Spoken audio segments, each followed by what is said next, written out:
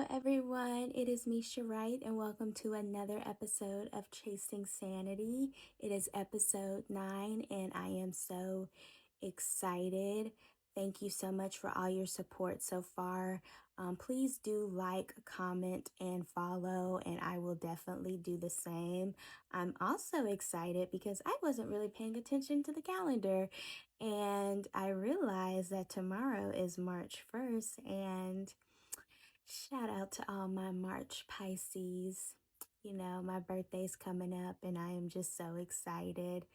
I used to kind of get into a mood when it came to my birthday because I had like this fear of getting older, but now I'm just loving it, looking forward to it,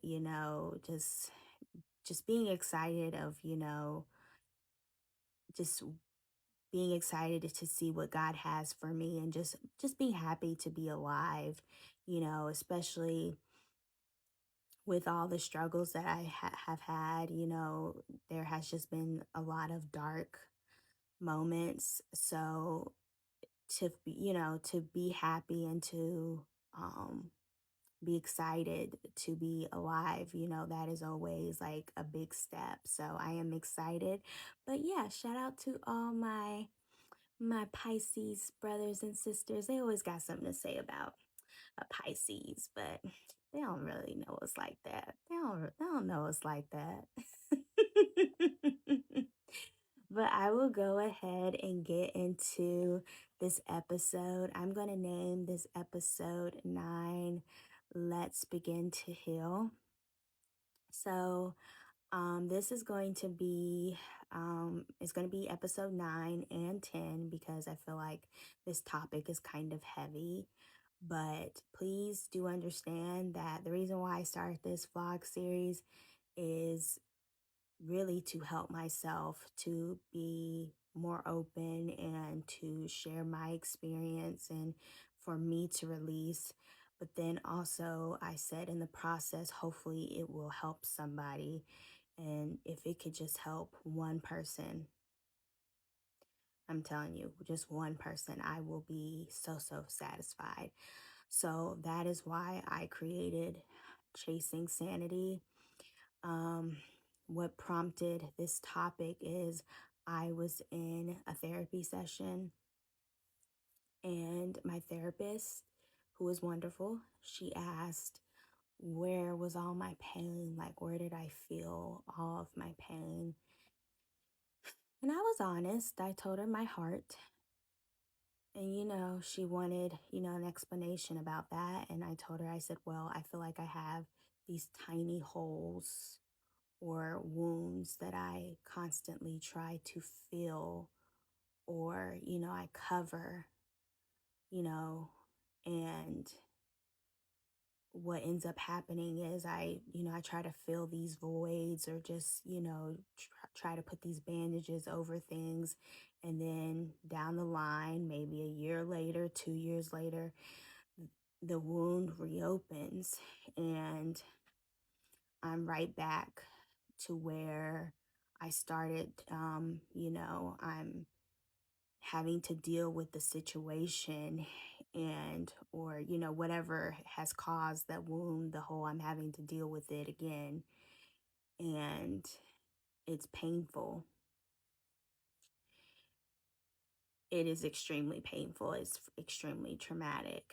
And I told her that that is what I have been doing the last couple of years, is just doing temporary fixes, because I'm trying to really avoid what has happened in my life and try to quickly get over it. But, that's not really how things go. Sometimes you can't quickly get over it. You can't really ignore things. You can't pretend like things haven't happened. And she was telling me, the heart, physically, the heart is so important to us, but mentally and emotionally, it is extremely important. And it doesn't deserve a temporary fix, it deserves a true repair. And then instantly, I got a little uncomfortable because, again, I don't want to go back to certain things. I don't want to revisit certain people that have caused me pain. I want to quickly move forward, but again, that's not always an easy thing to do. And that's not always, like I said, those temporary fixes, that that is not that true repair. We think that we have forgiven somebody, or we feel like we have let go, but the situation is still there. That hate is still there. The paranoia is still there. We can't look at the person. We can't see the person. We can't go to the particular place, because we've just covered it with a temporary bandage. And what we don't realize is that some wounds really, really require stitches, medicines, surgery. It requires a lot of work to get us to the point of healing and forgiveness, and to wake up and not feel like you're in so much pain because this situation happened. And so, again, I'm uncomfortable because I I don't want to deal with this. I don't want to go through these exercises. I don't want to start unraveling things, because in my mind things are bad enough. I'm trying to hold myself together. You think I want to start digging into the past? I don't. Um, but she says, imagine how refreshing it will feel. Imagine how freeing it will feel, because when you do that repair, you know, you will maybe see things differently. Maybe you will approach people differently. Maybe you'll see yourself differently. And I I want that, but again, it's going to take a lot of work. And I know that this is something that needs to be done, because that leads me to a conversation with my mother. And this was like a day apart of my therapy session. And I was complaining about the dating pool and how shitty it is. I mean, it's like ass piss in it. And I was also complaining about how I have such trouble connecting with people. And I even remember saying, what is wrong with me? Like, why am I having such trouble with,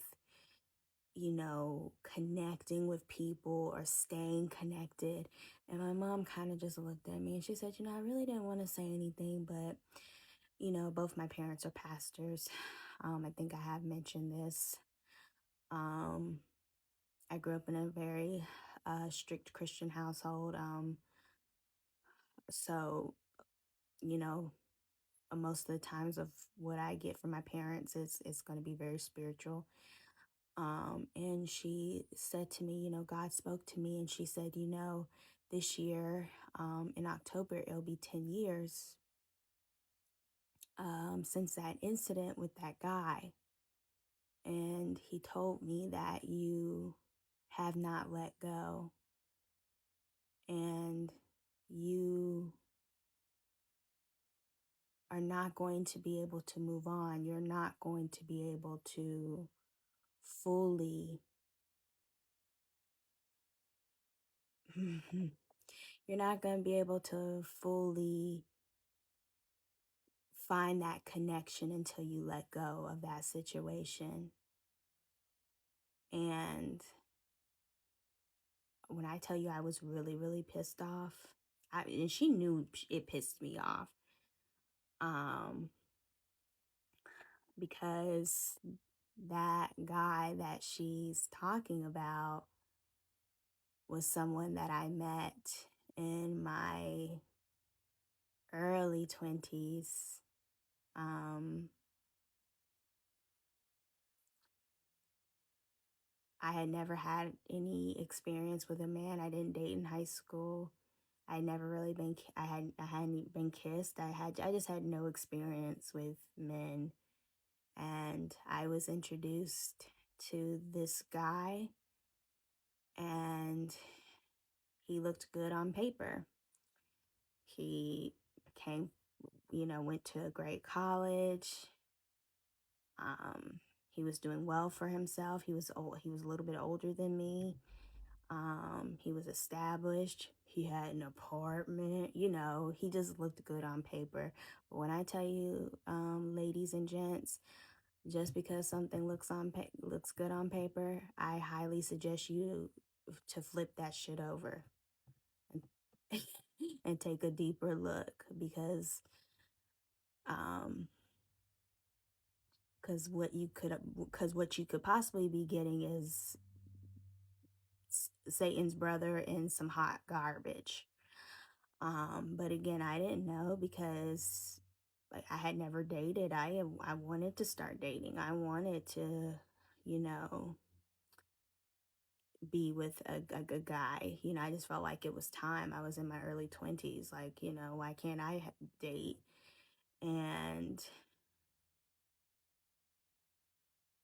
he had no intentions of loving me. He had no intentions of being caring. He had no intentions of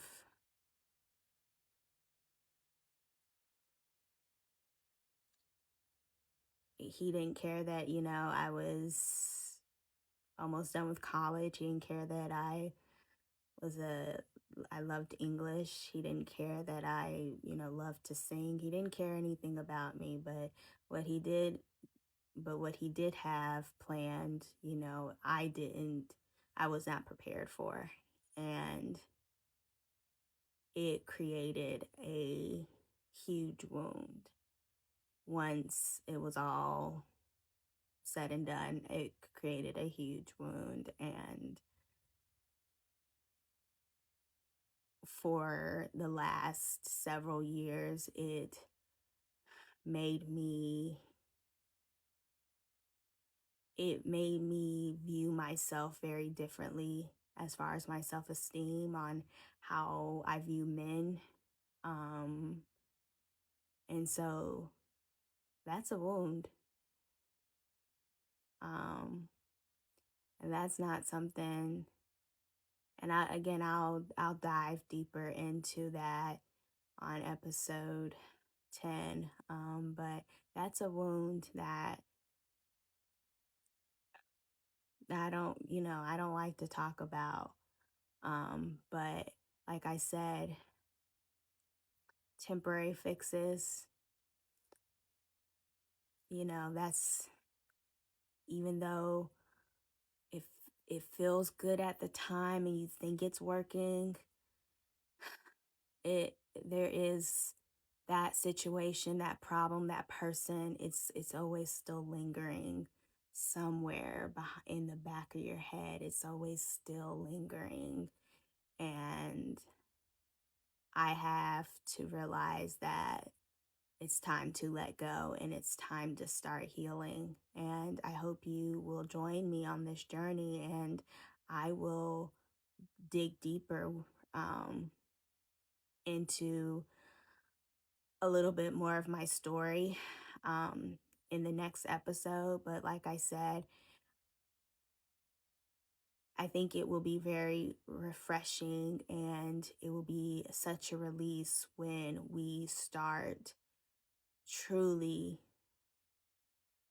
acknowledging the things that have happened to us. And it's going to hurt, it's going to cause anxiety, it's going to cause pain. But when we start taking off those wounds, and we start, and it's all unraveled, trust me, we have to first apply some pressure to those wounds. That way we